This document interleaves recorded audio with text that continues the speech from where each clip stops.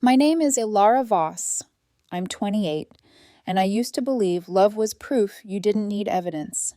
Then I learned how to read bank statements. It didn't happen all at once. It was the slow drift. The way Caleb started keeping his phone face down, the way a text would arrive and his thumb would tilt the screen away like instinct.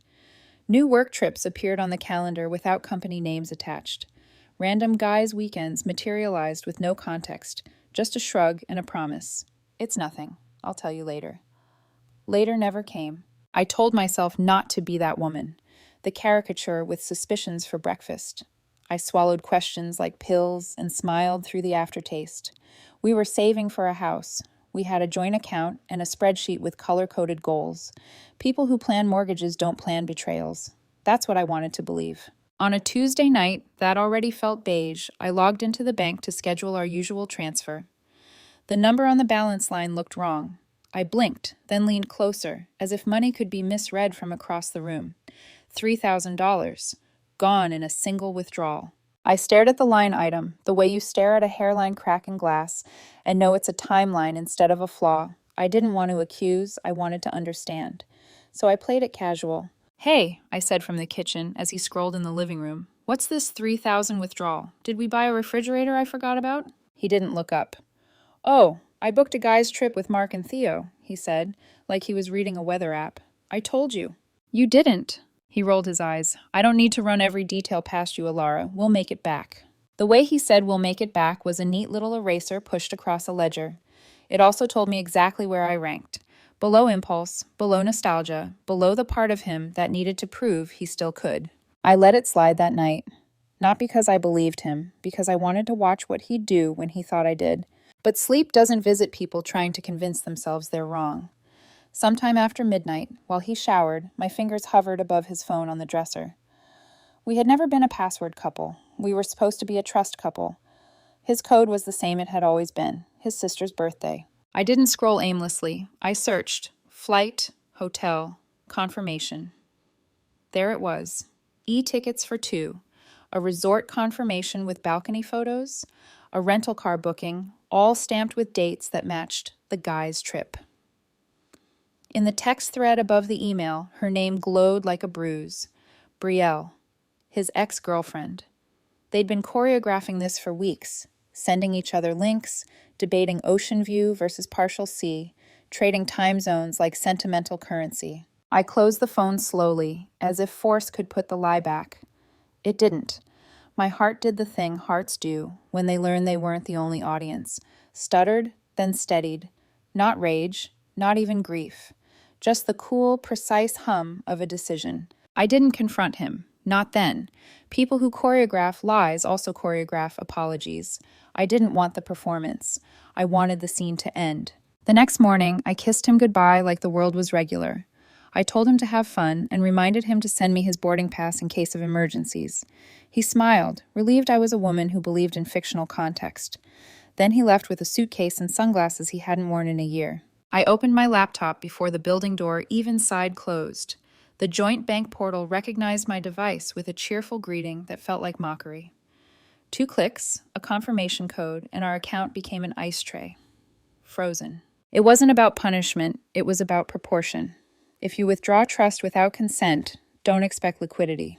Hours later, my phone lit up mid-email. What the hell did you do? Caleb's voice knifed through the speaker.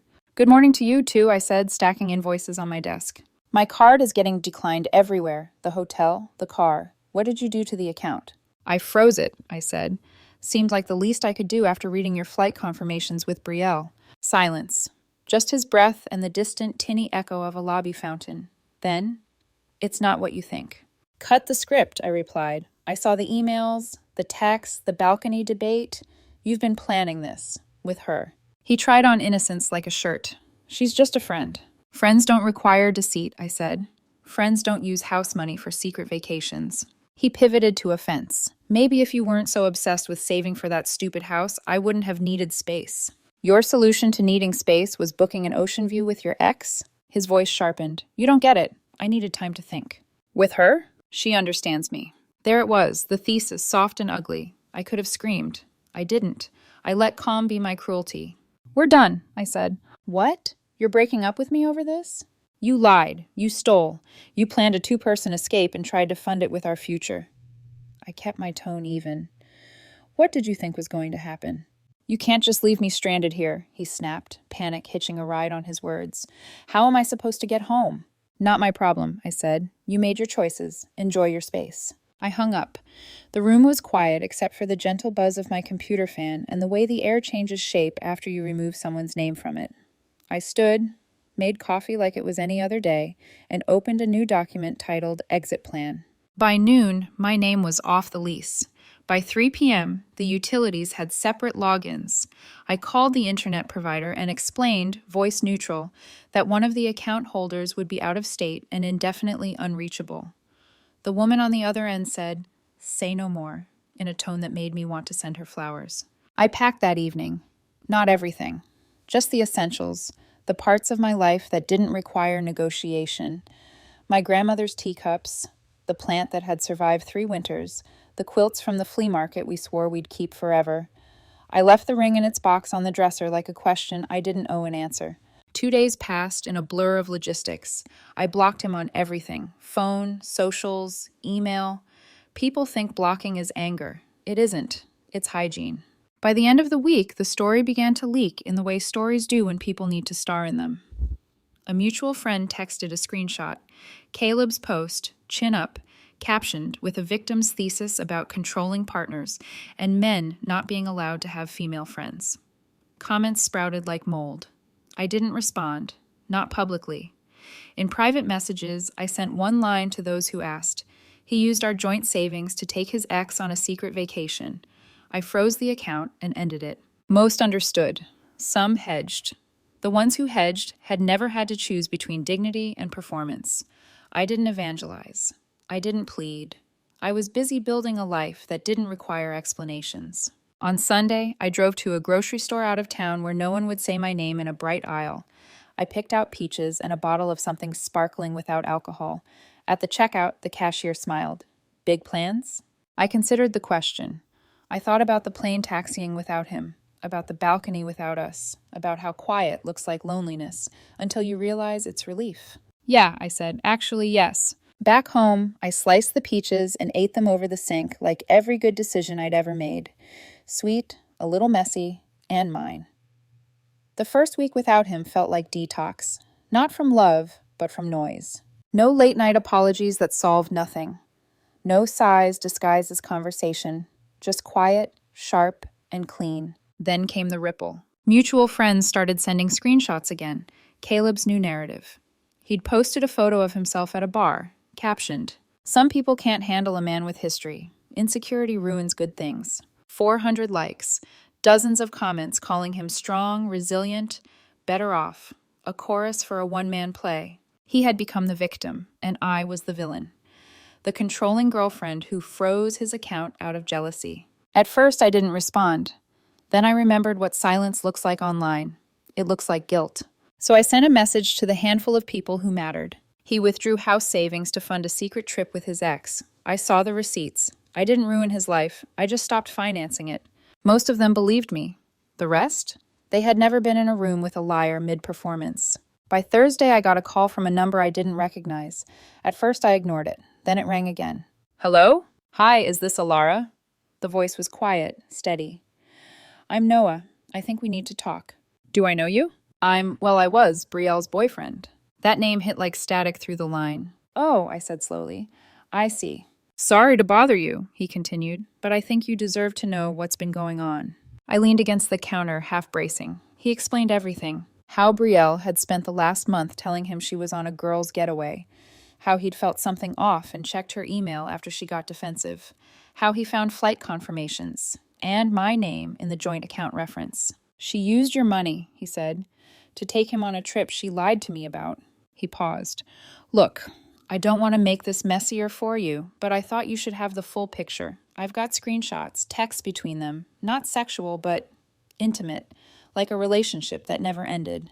I closed my eyes, letting the words land one by one. Thank you, Noah, I said. That must have been hard to find. He gave a bitter laugh. Hard to find, easy to understand. Turns out she's been rewriting our history, too. Told me you were the jealous one, that you'd always hated her. That's convenient, I said. People like them need a villain, he replied, so they never have to be one. For a second, we just listened to each other breathe. Then he said, I dumped her, packed my things tonight. I'm sorry for what she took from you.